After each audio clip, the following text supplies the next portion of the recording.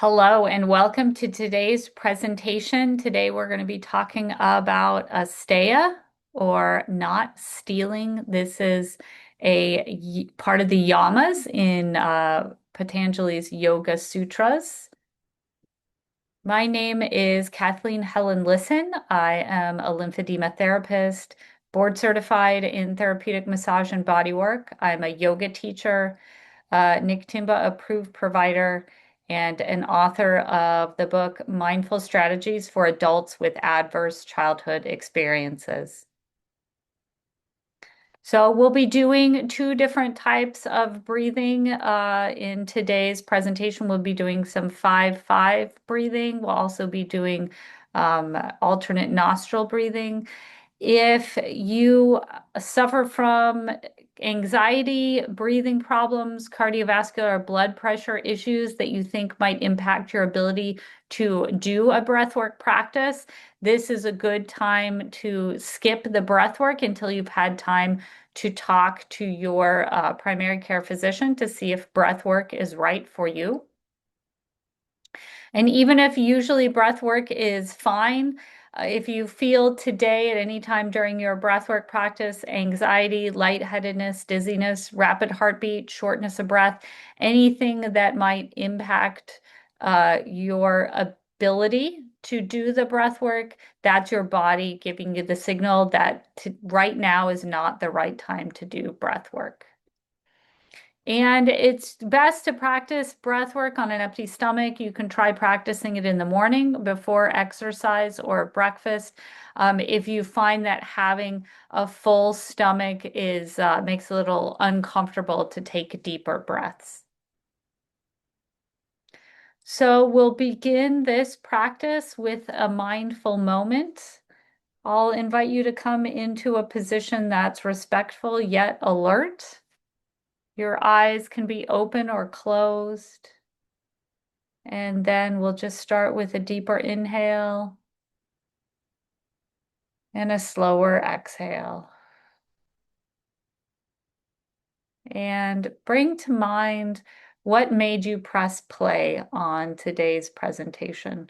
What are you looking to learn about the yamas in the Yoga Sutras and specifically Asteya about not stealing?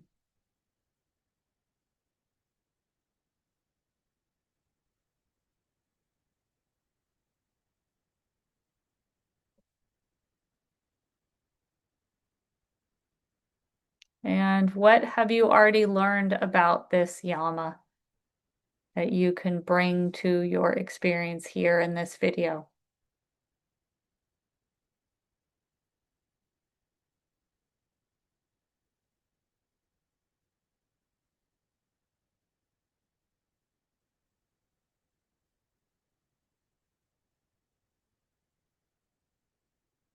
So as we bring this short mindful moment to a close, I'll invite us to take a deeper inhale and a longer exhale. And we can move into a short yoga practice for the neck and shoulders. So we'll be pairing movement with breathing. So I'll invite you to open your eyes if they were closed. And as you inhale, look up. And as you exhale, look down. Inhale, look up. Exhale, look down. Inhale and look up. And exhale and look down. I invite you to return your head to a neutral position and then inhale as you look to the right. Exhale as you look forward. Inhale as you look to the left. Exhale as you look forward. Inhale as you look to the right. Exhale as you look forward. Inhale as you look to the left. Exhale as you look forward. Inhale and look to the right. Exhale and look forward. And then inhale and look to the left. And exhale as you look forward. So now we'll change the movement a little bit, and I'll inhale the ear down to the right shoulder. Exhale as you come to the top. Inhale the ear to the left shoulder. Exhale as you come to the top. Inhaling. Exhaling. Inhale to the right shoulder. Exhaling to the top. Inhaling and exhaling. And one more to the left. And then exhale as you come up to the top. And then at your next inhale, I'll invite you to roll the shoulders up and back. And then as you exhale, roll them down and forward. Inhaling, up and back. Exhaling, down and forward. Inhale, up and back. Exhale, down and forward. Inhaling and exhaling with the shoulder movement. And then the next time you exhale, let's reverse the movement, inhaling the shoulders back and up, exhaling them forward and down. Inhale back and up, exhale forward and down. Inhaling back and up, exhaling. Two more. Inhale and exhale. And at the last inhale, hold the shoulders really, really high. And then as you exhale, let them relax. And take a moment now to feel into the body, feel into the emotions, feel into the calmness of your mind after this short breath work and movement practice. And now we'll go into the stop technique. So I'll invite you to take a moment now to just stop whatever you're doing. And pay attention as you take the next breath in.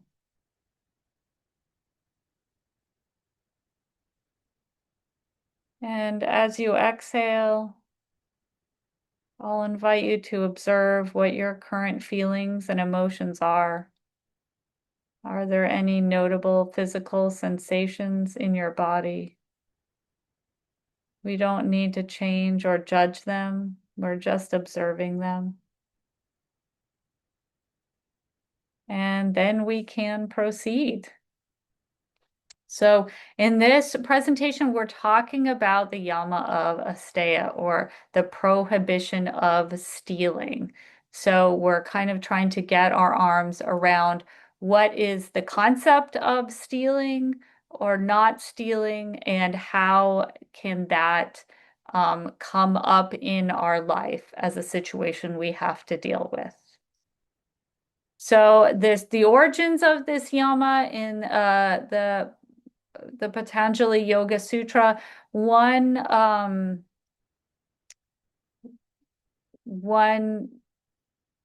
version of it, translation, is that a sadhaka, or one that practices a yoga, is endowed with all jewels, with all virtues when he practices asteya, or this not stealing. So it's this idea of jewels or virtues can come when you're practicing non-stealing. Another translation has it, if Asteya is implanting in the heart, then all wealth would come. So if we have this value, this virtue of not stealing from others, we will see many different forms of wealth come into our life. And the Vasishta Samhita said, not taking someone else's thing or thing without his permission is called asteya. That means don't steal. So very clear cut here. So what is stealing? And I think our many people's first impressions would be something like this picture. It's a woman, she's distracted, and someone is coming behind her, unbeknownst to her, without her permission, and taking her valuables, taking her wallet. And this is going to, the taking of the wallet is definitely going to trouble her, not only this money, and she's a traveler, she's a stranger in this land, and you're going to take away her identity document and the money that she has. So this theft is a really big theft. It's really going to negatively affect her life. And we know that stealing in large enough amounts is a crime, and it can even be a felony. It can be a very serious crime to steal from someone else. But what about some other forms of stealing? And we see this couple that's very late to their flight. And what has been stolen from them by running late, if that's what happened to them, if they're running late, the peace that they had is stolen. Their nervous system is in this sympathetic fight or flight nervous system. They may lose the money on the flight if they don't get to it because they are late. And if it's one person that's doing it to another person, they have stolen their peace and they may have stolen the money from the flight if they don't make it.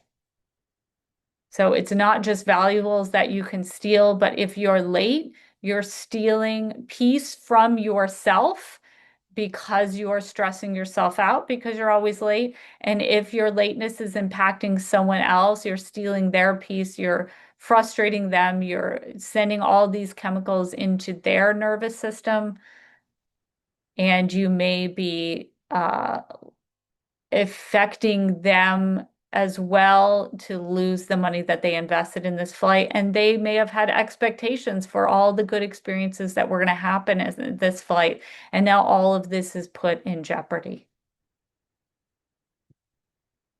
And you can also steal ideas. Some ideas are made to be shared openly, but some ideas have copyright on them. And we've seen this a lot of times as causing frustration in the workplace if one person has an idea and then the other person takes credit for it. So are you taking credit for something that was not your idea, that you did not put work into?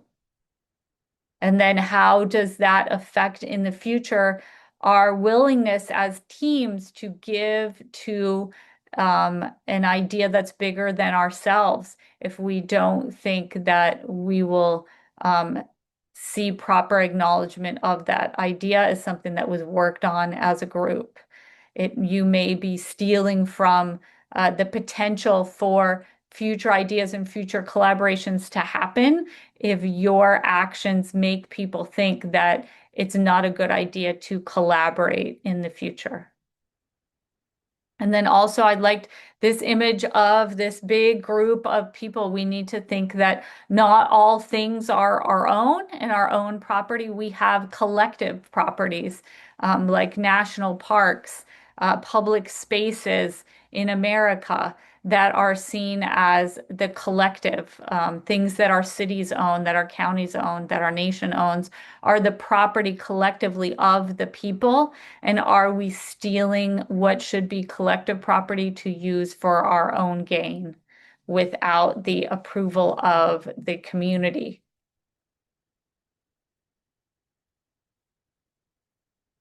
So, what happens when we steal? And this is, as I'm doing these presentations, I'm really understanding this concept, getting a deeper insight into why these yamas and niyamas are in place. If we think about the theory of why yoga is here to quiet the fluctuations of the mind.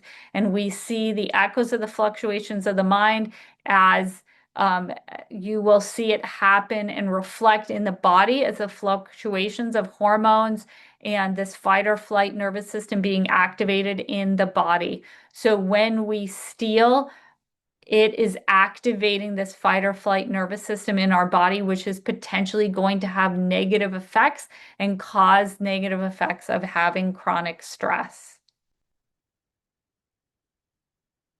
Specifically, Shaw and Dave share an interesting story of how this one situation might present itself. And it has to do with the situation of even someone finding like a large bill on the ground, and we don't see whose property it is. But if we are going to take that for ourselves, something which was not freely offered to us, so this is just sitting on the ground, and we know as adults, this is missed by somebody. This is someone's property. It's not a penny. It is 100 euros, and someone is suffering because they don't have this bill, they want it back. And if we are going to take it and pick it up, it is going to have, because we understand that that's someone else's property, it was not freely given to us, it's just sitting there on the street. We will feel our nervous system start to activate. Our fight and flight nervous system will feel the hormones, will feel the stress, and our minds will start a conversation about it's someone else's, what happens, what kind of person am I going to try to find them, am I robbing them in some way by taking this money? This money isn't mine. And though that fluctuation in the mind is echoed, we'll see it in the body, in the sympathetic nervous system. And so Shaw and Dave say the pressure generated in the process of this thinking about this action, when we're taking this action of taking something of us of Asteya, and the pressure generated in the process does have bad effects on the body and the internal glands. But even if a thought of the theft peeps into the mind, it can affect the mental and thereby our physical health. So at some point, even the thought of stealing against somebody, like if you think of stealing something that's not yours, like your heart races, you may sweat a little bit, and that is your sympathetic fight or flight nervous system being activated, pushing your body just a little bit out of homeostasis. Your conscience really activating. So now that we've thought about Asteya in these ways, let's try some 5-5 breathing. Kind of, for me, calm myself down. Um, so let's try this breathing. I'll invite you to begin in a relaxed yet alert position. Your eyes can be open or closed, and we'll begin by exhaling fully. I'll count us the inhale and the exhale and keep the time for us. So we'll start by exhaling and then inhale and exhale. Inhale, exhale, inhale, exhale, inhale, exhale, inhale, exhale, inhale, exhale, inhale, Exhale. Inhale. Exhale. Inhale. Exhale. Inhale. Exhale. Inhale. Exhale. Inhale. Exhale. Inhale. Exhale. Inhale. Exhale. Inhale. Exhale. Inhale. We're about halfway through. Exhale. Inhale. Exhale. Inhale. Exhale. Inhale. Exhale. Inhale. Exhale. Inhale. Exhale. Inhale. Exhale. Inhale.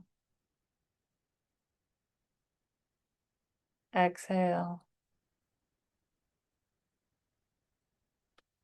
Last inhale. Oops, sorry about that. Exhale. We have 1 minute left. Inhale. 1 minute left. Exhale. Inhale. Exhale. Inhale. Exhale. Inhale. Exhale. Inhale. Exhale. Really the last inhale. And the last exhale. Okay, so that was truly 5 minutes of this practice. And I'll invite you to feel into your body, feel into your mind, how busy it is, how calm it is. Feel into your emotions after this short 5 minute breathing practice.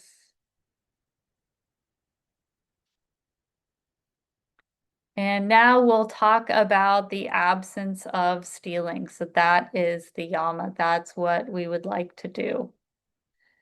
And Rathor says the practice of honesty and non-stealing promotes trust, trustworthiness, and integrity, contributing to overall well-being and resilience to stressors. So this concept of these yamas, when they connect together. Satya and Asteya, if we're honest, if we're not going to steal from somebody, we're only going to take what is freely given.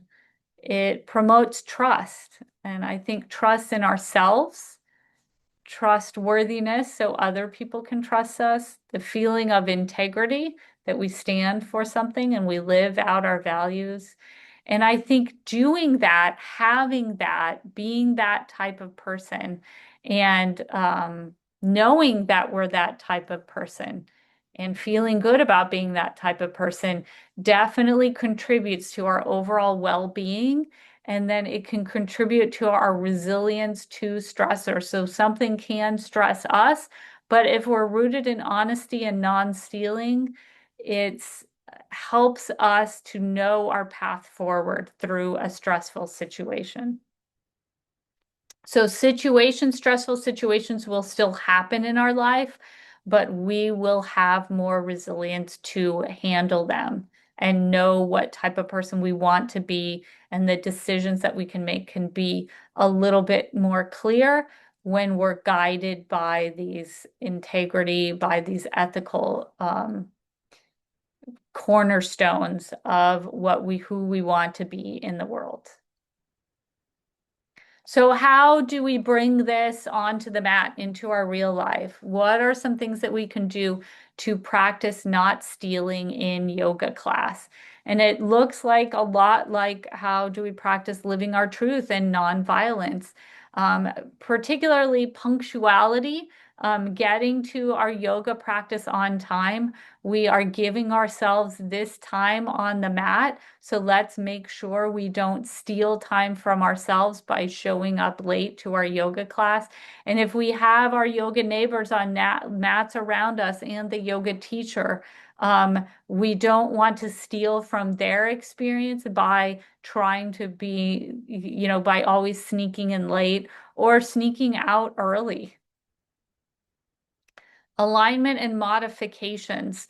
A good thing to do in yoga is make sure that the position on the mat that we're doing, the shape that we're making, is a good one for us and for our bodies.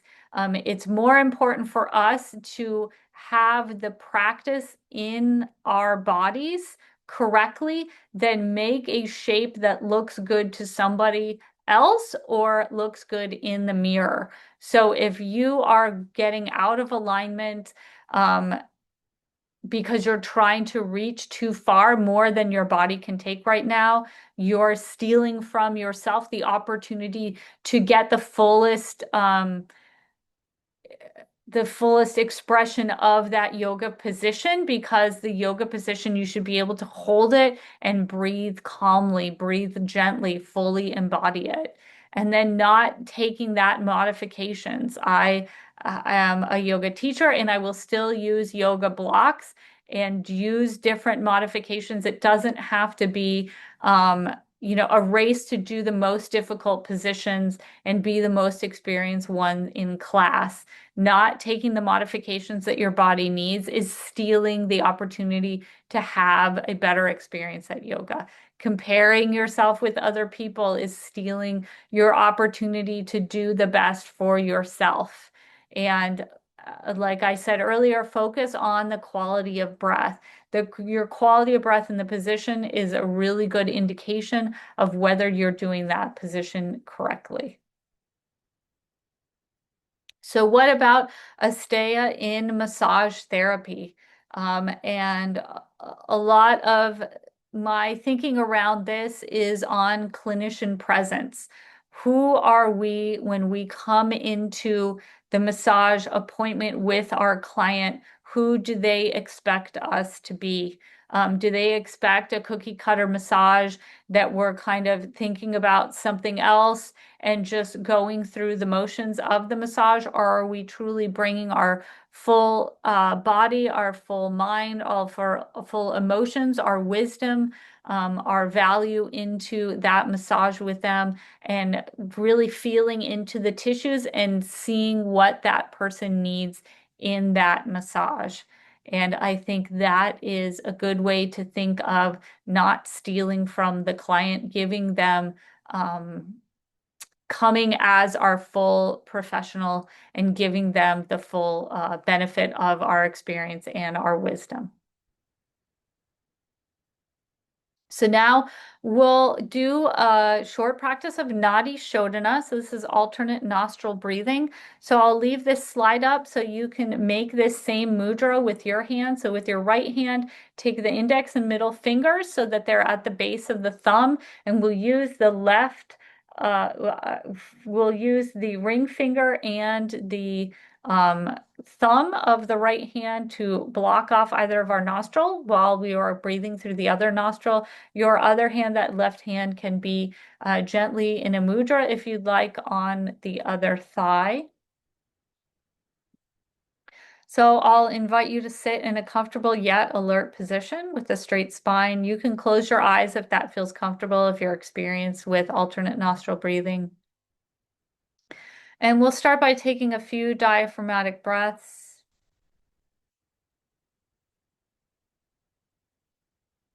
And we'll use our hand held in this mudra and close your right nostril with your thumb, exhaling through your left nostril.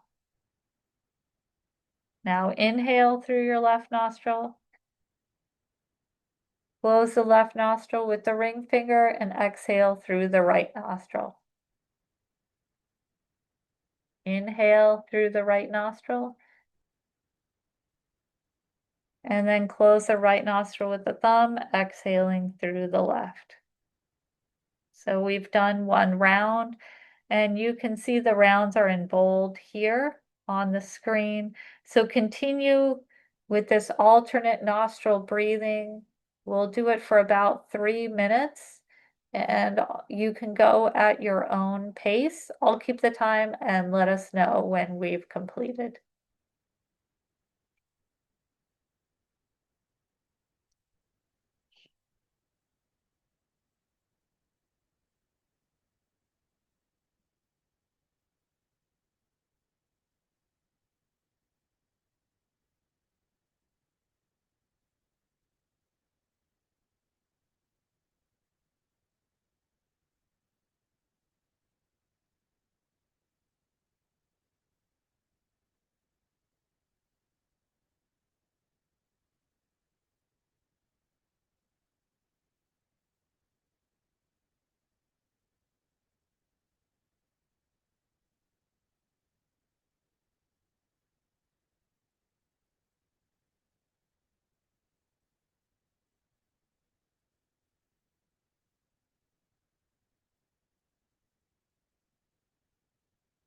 We're about halfway through.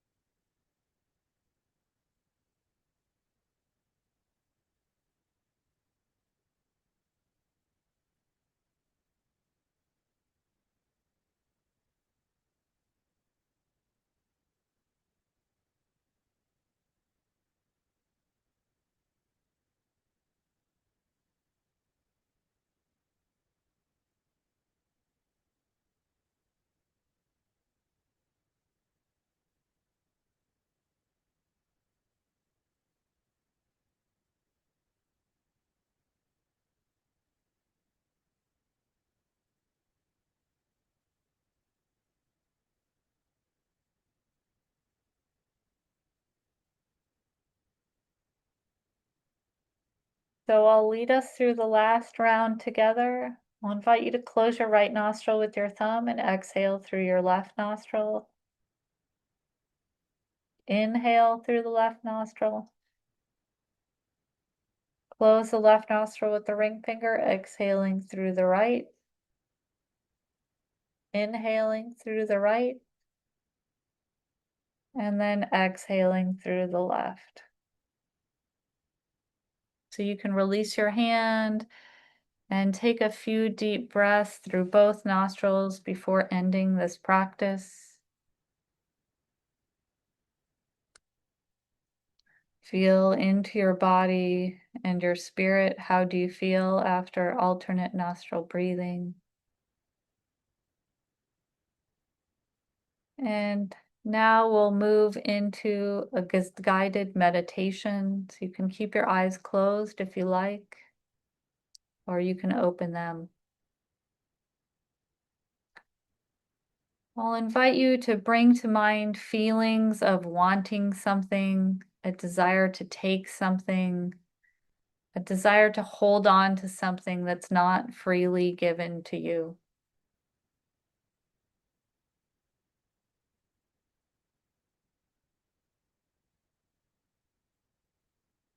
And notice, where do you feel this emotion of greed in your body?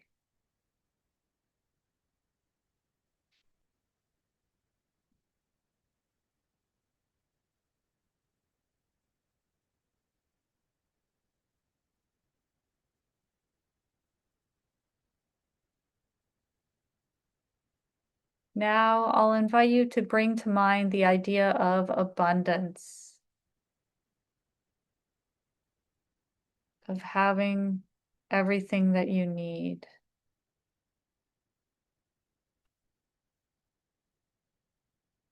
And notice, where do you feel this emotion of abundance and gratitude for all that you have in your body?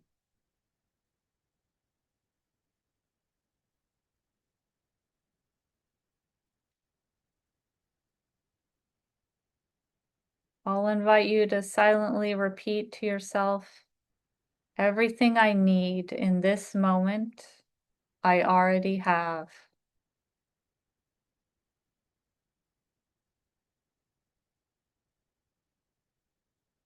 Everything I need in this moment, I already have.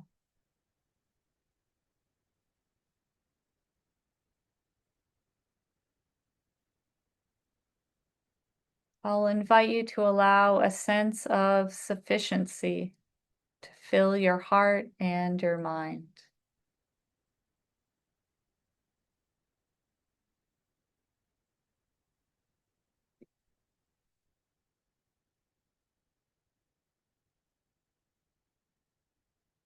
Now I'll invite you to consider, are there times in life where you might take what isn't yours?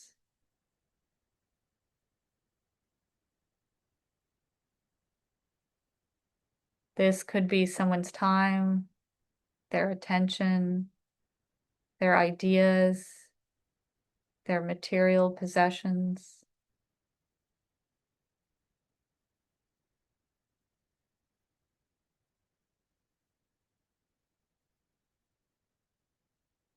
And you can invite in honesty, awareness, and a willingness to see yourself clearly without judgment.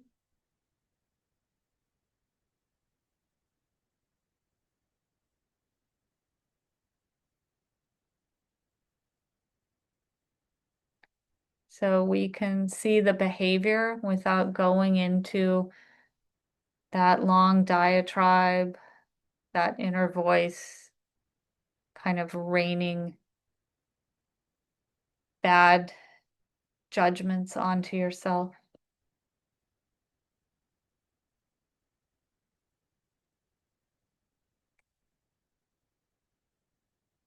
I'll invite you to visualize every inhale that you take, bringing in a sense of trust and security.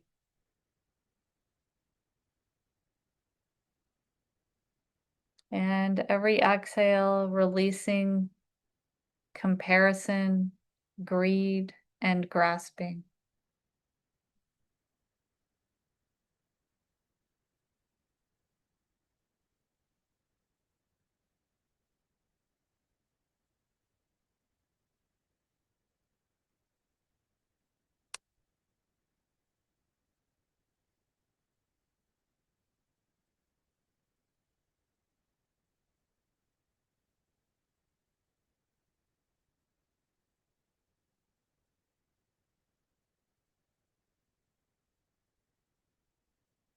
And I'll invite you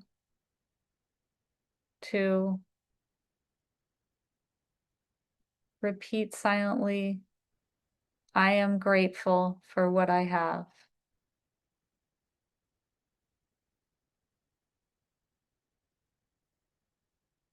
I honor boundaries and celebrate the abundance in myself and others.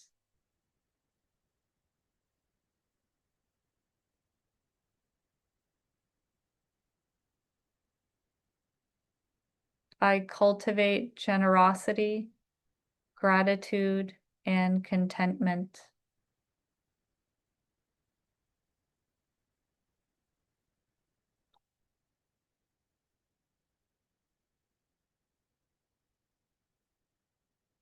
And if thoughts or feelings of longing or lack arise, it's good to acknowledge them gently because they are here. And I invite you to let them pass like clouds in the sky and just return your awareness to your breath and the truth of Asteya.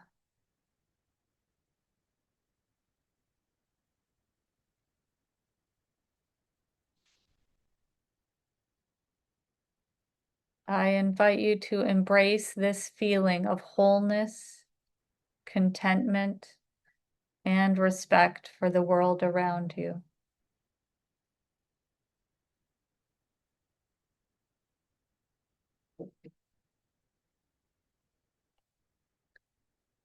So now we'll do a short 1-minute awareness of sound meditation. Your eyes can remain open or closed.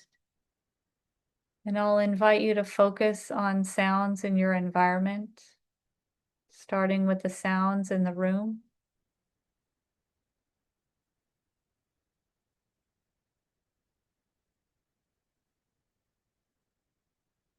Now I'll invite you to note some sounds from outside of your space, outside of the room you're in.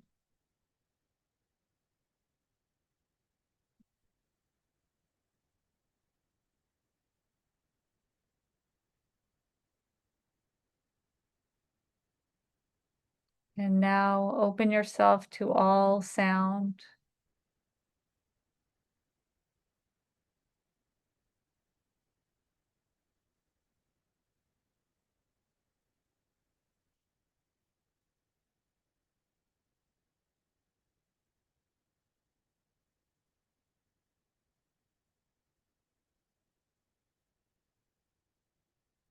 And as we finish this short practice, I'll invite you to open your eyes and note any changes in sight, in sound, and emotions.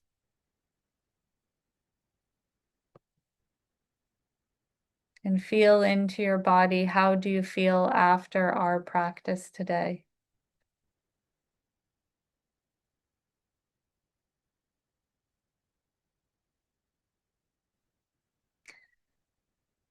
If you'd like to learn more about mindfulness, I have a free online continuing education class at this URL.